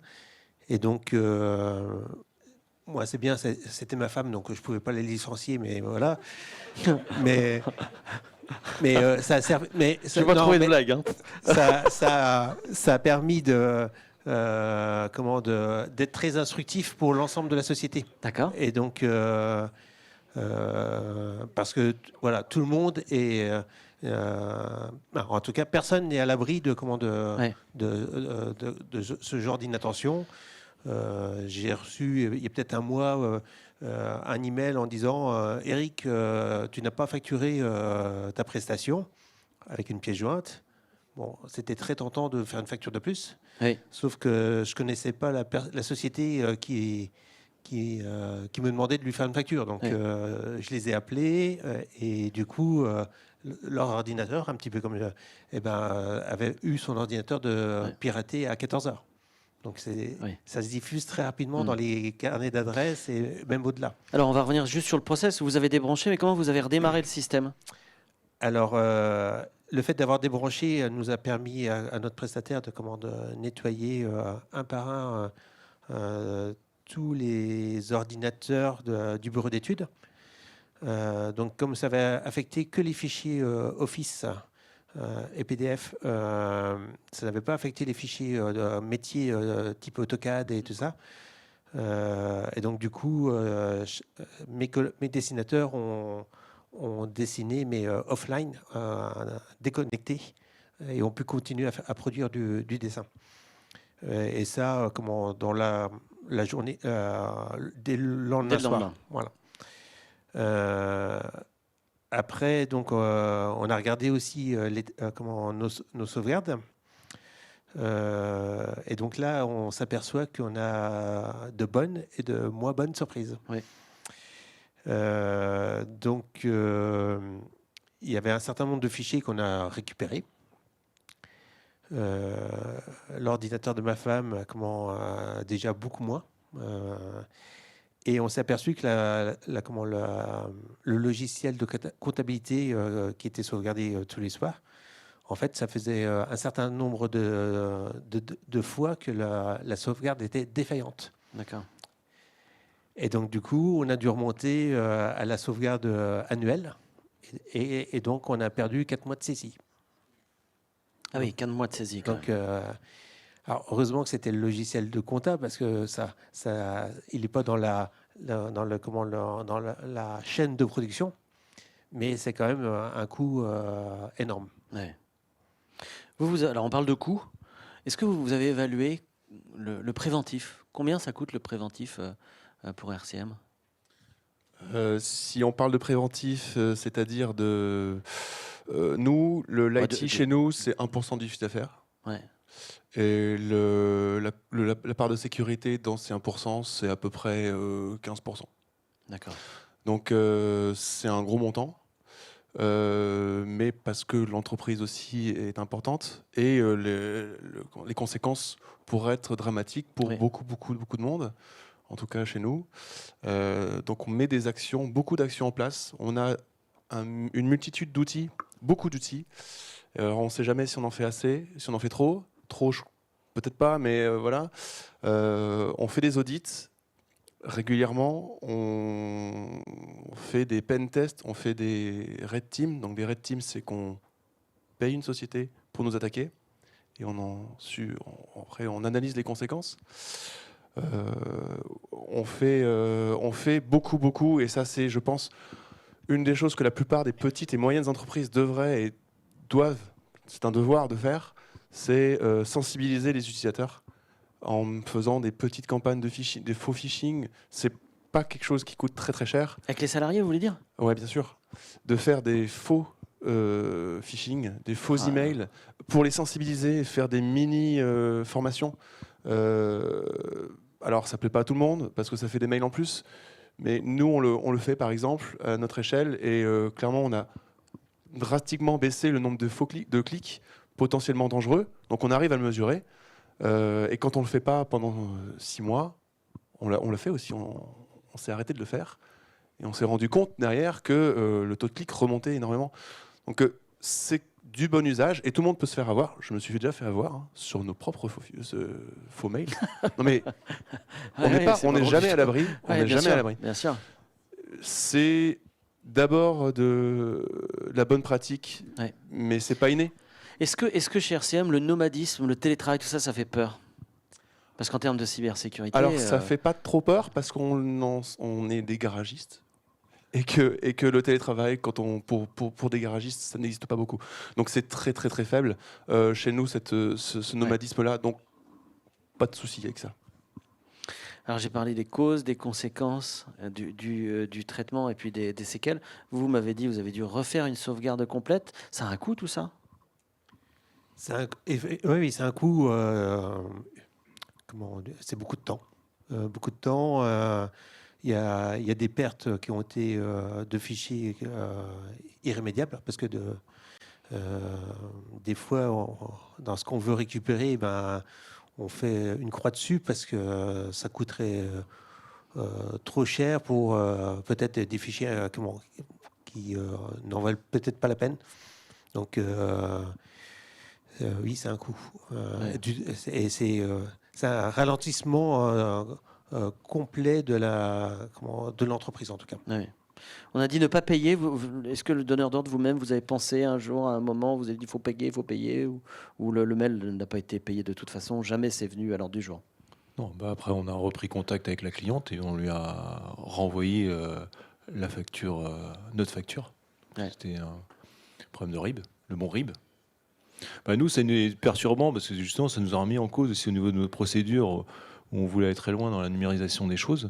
Donc là, on revient un peu en arrière, on patine un peu sur notre mode de fonctionnement. Et pour fiabiliser ça, on se pose beaucoup de questions. Oui. Et vous n'avez pas encore trouvé les réponses? Non, pas encore. Ouais. De votre côté, Eric, vous avez travaillé sur la cybersécurité au dehors de... je pense qu'il faut un peu plus qu'un antivirus. Alors, oui, on a surtout mis l'accent sur les sauvegardes, parce qu'on partait de là et on s'est aperçu que du coup, on croit que ça fonctionne, mais tant que c'est pas testé et éprouvé, on a de mauvaises surprises. Et puis après, oui, on a renforcé la sécurité de chacun des postes, mais plutôt sur une pratique poste à poste plutôt que globale. Je rebondis sur les sauvegardes. Je pense qu'il faut aussi sensibiliser sur le fait qu'il faut des sauvegardes physiques et déportées, ne pas faire qu'une sauvegarde copier-coller. Je résume un petit peu. Le copier-coller ou le déporter, je déplace sur un autre serveur de sauvegarde. Il faut des sauvegardes physiques à l'ancienne, ça marche aussi, ou avec des robots pour ceux qui peuvent, ou avec un prestataire forcément. Mais ça c'est important. Et le fait de vérifier ces sauvegardes, c'est un vrai sujet. Je m'aperçois que vous faites un métier stressant. Je ne vis plus. On va prendre un temps d'échange, si vous le voulez bien. On va remercier nos 3 intervenants qui vont rester là. Si vous voulez poser aussi d'autres questions à Régis ou à Nicolas, n'hésitez pas. Allons-y, on est là pour ça. Est-ce que vous avez des questions? Voilà, on a une question là-bas, Mohamed. Peut-être plutôt par le bas, pour éviter de passer devant les caméras. C'est ce qu'on avait dit au début, hein. Je sais si tu te souviens.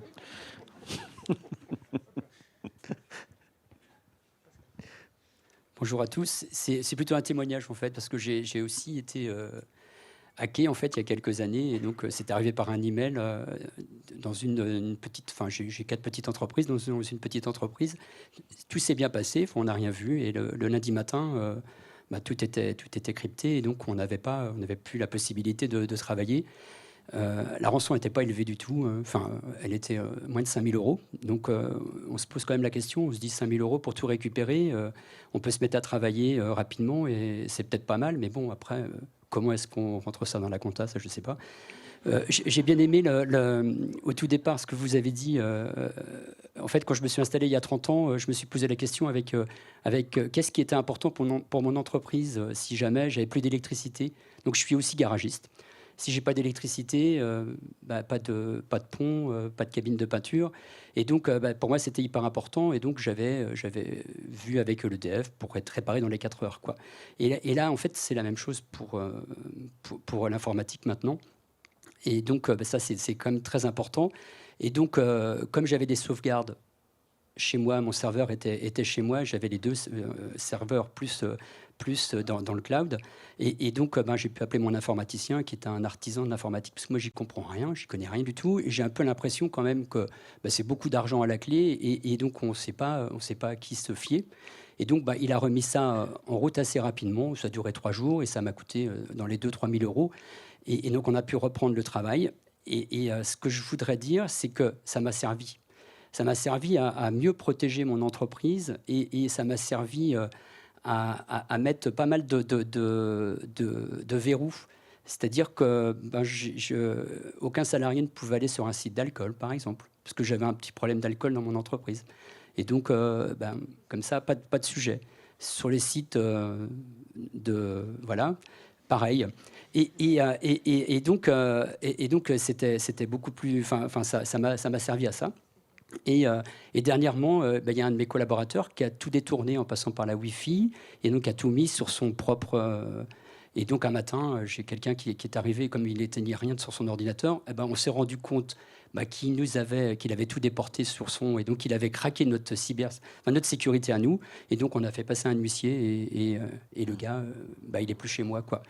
Et donc, voilà, c'est aussi, c'était juste un petit témoignage. Et quand dans la profession, j'ai beaucoup de mes collègues qui se sont fait avoir avec un CRM, et donc tout était en déporté. Et du jour au lendemain, plus de compta, plus de banque, plus de clients, plus de possibilité de facturer à Renault et Peugeot, parce qu'en fait c'était des CRM qui travaillaient avec. Et en fait, ils ont mis 1 an pour récupérer ça. J'ai des collègues il y en a 1 ou 2 qui ont divorcé.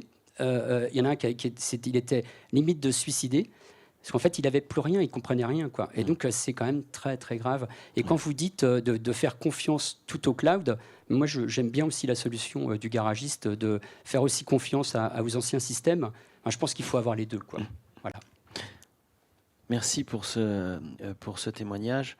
Il y a des choses très basiques, parce que moi j'ai fait un audit pour TV Vendée en cybersécurité, et quand les auditeurs sont venus, ils se sont assis, puis ils ont souri, puis ils ont regardé, il y avait un Vileda à côté, et il y avait des codes, des mots de passe, des codes, des mots de passe, des codes, et ils ont dit, il faut peut-être commencer par prendre un chiffon, si vous voulez pas. Donc voilà, c'est une petite clé un peu légère pour favoriser encore les échanges. Une question? Une autre question?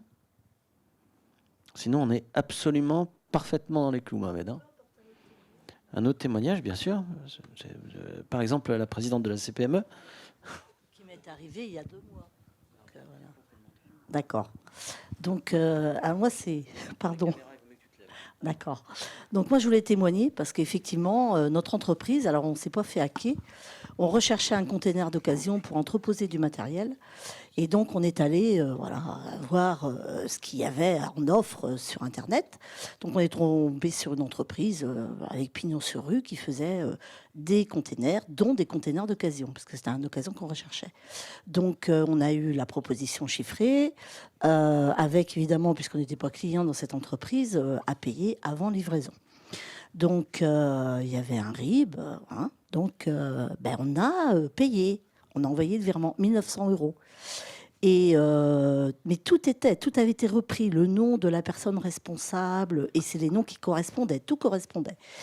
Et où on ne s'est pas méfié, c'est en fait le RIB de la banque qui était une banque étrangère. Et c'est là qu'il aurait fallu qu'on se méfie. Croyez-moi que maintenant, ça me sert de leçon. En plus, c'est mon fils qui a fait ça. Alors, il s'est pris une engueulade bien fournie. Voilà. Là, c'est pas ma femme, mais... Enfin, c'est pas mon mari, je veux dire. C'est mon fils. Et donc, on a envoyé l'argent. Et bon, on est parti 8 jours en vacances. On est revenu et le container devait être là. Donc, ma collaboratrice appelle en disant vous en êtes où dans la livraison? Et là, la personne dit quelle livraison? Le container. Ah non, mais attendez, on ne fait que des containers neufs, on ne fait pas de containers d'occasion. Donc, on livre pas. Et là, on n'a que les yeux pour pleurer parce que c'est des... Voilà. Et c'est une autre forme de cybercriminalité parce que quelque part, ça nous a coûté 1 900 €. On n'a pas le container, on avait acheté la peinture pour le repeindre, on avait tout acheté. Donc, je vous dis que c'est pas 1 900 € que ça nous a coûté, mais un peu plus. Et voilà, quoi. Et maintenant, j'ai beaucoup de réticence à faire un virement. Et tant et si bien que j'avais un moteur de bateau à commander, j'ai appelé 3 fois le fournisseur, lui dire vous êtes bien vous, et c'est bien à vous que j'ai payé. Il m'a dit elle est complètement malade celle-là. Et je lui dis oui parce que quand on est rendu à donner des sommes importantes, voilà, et on devient très méfiant. Mais quoi faire contre ça? Du coup, je prends le micro de la vite, allez-y, oui, du coup, en fait, il y a quand même des mesures, enfin, pour se protéger contre ce type d'arnaque, il y a quand même des mesures de base qu'on peut suivre. Encore faut-il les connaître, c'est ça. Alors, je vais me mettre debout pour les caméras, mais et vous regardez là où là. Pas tomber. Dans les mesures de base, en fait, je vais pas faire la liste. On pourra en parler après. Ce qu'il faut bien comprendre, c'est que la plupart des attaquants sont assez feignants. Donc en gros, il y a tellement de gens arnaqués qui vont aller là où c'est le plus facile. Donc si vous avez mis en place les mesures de base pour se protéger, en fait, eh bien, votre niveau de risque va diminuer. Donc déjà, se protéger un peu plus, ça ne coûte pas finalement si cher que ça. L'autre élément important, c'est la sensibilisation des collaborateurs. Et ça, par contre, c'est hélas quelque chose qu'il faut faire régulièrement parce qu'on est pris par le quotidien, parce qu'à un moment donné, on peut avoir un moment d'absence. L'attaque peut être mieux faite que d'habitude et on peut tomber dans le panneau. Donc, c'est sensibiliser au risque et sensibiliser aussi aux collaborateurs quand ils s'aperçoivent qu'ils sont tombés dans le panneau. Qu'est-ce qu'on fait ? Donc, quelle est la procédure au sein de l'entreprise? Qui je peux contacter pour que rapidement on puisse retourner en arrière? Par exemple, tout ce qui est faux virement, par exemple, faux ordres de virement. Eh bien, il faut savoir que si vous portez plainte, aujourd'hui, les services de gendarmerie et de police sont très bien organisés pour bloquer les virements, même quand c'est parti à l'international. Donc, ce n'est pas garanti, mais plus tôt vous allez porter plainte, plus tôt les banques pourront arrêter ces virements et vous allez peut-être récupérer soit la totalité de la somme, soit une partie. Donc ça, c'est important, effectivement, de mettre en place les mesures de base et bien sensibiliser. Merci, Régis. Une toute dernière question avant la conclusion. Nathalie ? Est-ce qu'effectivement, dans toutes les gendarmeries ou au commissariat, quelles sont les personnes qui sont formées à ça? Alors, dans la théorie, normalement, tout gendarme est capable de prendre une plainte cyber, en fait. Ils ont d'ailleurs, il y a 6 mois, il y a une note qui a été diffusée à l'ensemble des gendarmes pour savoir quelles questions il faut poser techniquement. Alors, ça ne va pas se passer du jour au lendemain. C'est vrai qu'il y a encore des groupements de gendarmerie ou de police où c'est encore plus compliqué parce qu'il y a beaucoup de gendarmes à former. Mais il y a quand même des progrès qui sont faits. Et normalement, un gendarme ou un policier ne peut pas vous dire « non, je ne peux pas prendre la plainte ». Ils sont obligés de le faire et insister si jamais le gendarme en face vous dit je ne suis pas très à l'aise, donc je ne sais pas trop quoi faire. Ce qu'il faut savoir aussi, c'est que dans les groupements de gendarmerie, il y a des spécialistes qui sont un peu plus experts, des techniciens un peu plus experts, qui sont aussi un peu mieux formés pour prendre les plaintes. Alors, ça c'est important, c'est que une fois que la plainte est prise, en fait, selon le type de plainte, c'est renvoyé au parquet, par exemple, qui va dire. Alors, dans le cas de rançongiciel, par exemple, en fonction du type de rançongiciel, il y a une enquête judiciaire qui va être menée ou pas. Il y a certains groupes d'attaquants qui font l'objet d'études et puis d'enquêtes au niveau national. Tout c'est centralisé sur Paris. Et donc là, vous allez voir débarquer les services enquêteurs qui vont essayer de récupérer ils vont vous demander de récupérer des ordinateurs pour faire l'analyse. Et dans d'autres cas, ça sera sans suite. Merci Régis, merci Nicolas. Julien, Eric, je vous invite à venir vous asseoir. Vous restez avec nous, vous, parce que vous êtes le représentant de la FFB. Et puis je vais demander à Olivier de venir sur scène et Marie-Agnès Mandin, président respectivement de la CPME Région et de la CPME Vendée, de venir ici pour le mot de conclusion. Je remercie par avance Osirim pour cette soirée, Nathalie Susset, AXA du côté de La Feria, puis les équipes de TV Vendée qui sont derrière, que vous ne voyez pas mais qui sont en train de travailler. J'ai un certain nombre de collaborateurs sous la responsabilité de Lise Marie qui sont là, que je remercie également, à travailler pour vous ce soir pour que cette soirée soit clairement et bien retransmise. Marie-Agnès, un mot de conclusion? Alors très rapidement, parce que je pense qu'il est 20h05. On est dans les clous, on est à peu près dans les clous. Très bien. Alors déjà, je voulais remercier RCM pour nous accueillir au sein de ce superbe site que moi je découvre. Et franchement, merci de nous y accueillir. Merci également à nos partenaires que l'on a cités, recités, mais je vais remercier Osirim qui a mis en place aussi, voilà, et Damien et John Alexis, qui sont les deux co-dirigeants d'Osirim, mais en même temps qui œuvrent activement à la CPME Vendée. C'est les videurs de chaque côté. C'est de chaque côté, les deux videurs. Là. Enfin, il y en a un peu plus videurs, peut-être. Voilà, et qui œuvrent beaucoup sur la CPME. Je les en remercie d'ailleurs. Nathalie également avec le groupe AXA. Et donc, qui souvent nous accompagne dans tout ce qui est l'information et la sensibilisation sur les risques, et entre autres là, sur la cybersécurité. Donc, ce que je voulais dire, c'est qu'il faut... On a l'impression que ça arrive aux autres, et qu'aux autres, et que... Chez soi, on est une petite entreprise qui va venir nous attaquer. Mais la preuve que, en fait, personne n'est à l'abri. Puisque, vous voyez, moi, il y a 2 mois, on s'est fait avoir. Et puis, on sera peut-être à avoir d'autres fois. Et c'est vrai qu'on n'est jamais assez prudent, ne serait-ce que la sauvegarde. En vous entendant parler, je me suis dit que moi, je ne sauvegardais pas tout non plus. Et donc, en fait, voilà, il faut balayer devant sa porte.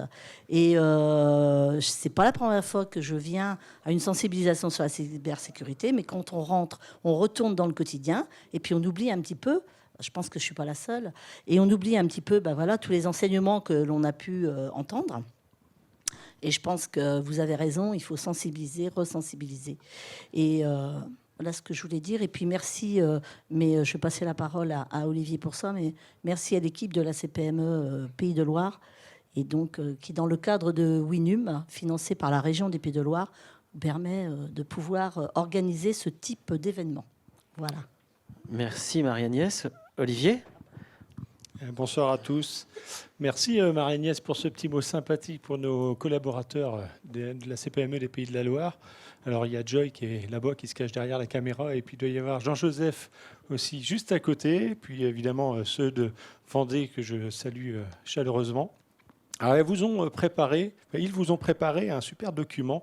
Tu disais qu'en rentrant, tu savais pas si tu n'allais pas oublier un petit peu tout ce qui a été dit ce soir, mais voilà, il y a une petite infographie très sympathique qui a été faite et qui vous permet de penser aux premières choses à faire en cas d'attaque. Gardez-le, affichez-le dans vos bureaux, faites des photocopies, demandez-en des exemplaires supplémentaires à votre CPME. C'est fait pour ça.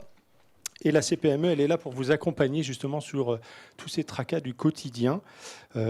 Comme tu as dit, Marie-Agnès, c'est une action qui qui s'inscrit dans le cadre un accompagnement beaucoup plus large, WINUM, une action régionale qui est financée à la fois par la CPME des Pays de la Loire, les CPME territoriales, nos 5 territoires ligériens, mais aussi avec le concours de la région des Pays de la Loire. Et donc, je les remercie chaleureusement pour ça. Donc, des accompagnements que vous pouvez trouver sur d'autres domaines. Évidemment, ce n'est pas que le numérique, c'est aussi la cession de votre entreprise, l'accompagnement à la transition environnementale, l'appui RH, plein de sujets comme ça sur lesquels la CPME vous accompagne. Donc c'est extrêmement important. Et donc, je vous remercie d'avoir tous pris le temps de vous arrêter un peu pour penser à vous, de prendre le temps d'écouter et de vous enrichir et de lever la tête de vos entreprises, parce que c'est extrêmement important de prendre le temps, surtout dans un monde du numérique qui nous fait cavaler à toute vitesse. Prendre le temps, c'est extrêmement important. Et d'ailleurs, si vous connaissez l'acronyme CPME, Confédération des petites et moyennes entreprises, si vous prenez un peu le temps de réfléchir à ce que ça pourrait être, ben finalement, ça veut aussi dire c'est pour mon équilibre, celui de l'entrepreneur. Donc pensez-y, gardez-le bien en tête. Il est bon. Vous êtes la clé de vos entreprises. Merci à vous d'avoir pris le temps. Ouais, tu devrais faire de la télévision. Marinette, tu voulais préciser juste un tout petit truc? Oui, tout à fait. J'ai oublié un élément important, c'est de parler de la Fédération française du bâtiment, la FFB Vendée, qui en fait est partenaire pour cette soirée. Et donc, nous avons souvent des partenariats sur des thématiques, et je voulais le remercier pour avoir passé l'information de cette soirée et puis d'être à nos côtés. Voilà. Hélène Boursier ne peut pas être là, la présidente de la FFB, mais vous la représentez. Alors c'est pour ça que vous êtes bien entouré. Ouais, voilà, très bien. Je vois que c'est des gens, ouais. Moi, je ne suis pas président, je suis pas, voilà. Mais moi, ce que je retiendrai de cette soirée, c'est justement les petites quand même astuces de monsieur là pour sensibiliser nos salariés et les tests de sauvegarde. Je pense que c'est important et effectivement, on va mettre ça en place, trouver des prestataires qui peuvent nous accompagner là-dessus. Et puis, merci Mathieu, justement, de m'avoir sollicité pour débattre là-dessus. Voilà. Et merci je vais prendre de belles photos, de belles voitures. Je te redonne la parole pour que tu invites, parce que c'est pas à moi d'inviter. Tu voulais juste rajouter un tout petit... Très vite. Une petite chose, Régis, c'est pas la première fois qu'on se rencontre à la CPME, et je vous en remercie d'ailleurs de nous alerter sur les risques qu'on prend ou contre lesquels il faut se prémunir. Vous m'avez parlé d'une chose extrêmement importante la dernière fois, semble-t-il, on ne l'a pas abordé. C'est le téléphone. C'est un outil informatique qu'on oublie bien souvent de protéger. Alors moi, je serais malade sans ça. C'est une clé. Puis je sais que mon collaborateur, là, Jean-Joseph, qui a le nez dedans depuis tout à l'heure, c'est pareil, ça lui ferait défaut énormément. Mais c'est aussi, parce que je prends le train souvent, c'est mon ordinateur qui est grand ouvert. Je tape mes codes pour y accéder. Des choses extrêmement basiques comme ça, contre lesquelles il faut se prémunir. Il y a des outils, on pourra en parler, mais voilà, rapprochez-vous de votre CPME. Il y a plein de petites choses comme ça, toutes bêtes, auxquelles il faut prêter attention. Merci beaucoup. Merci à chacun d'entre vous. Merci à celles et ceux qui nous regardent sur le YouTube de TV Vendée, celui de la CPME, qui ne pourront pas profiter de bonnes libations. Et non. Et c'est l'avantage de pouvoir se retrouver en présentiel, parce que là, maintenant, on va passer au cocktail dînatoire auquel la CPME, les CPME Pays de Loire et CPME Vendée vous invitent. Merci à chacun d'entre vous. Au revoir et à la prochaine fois.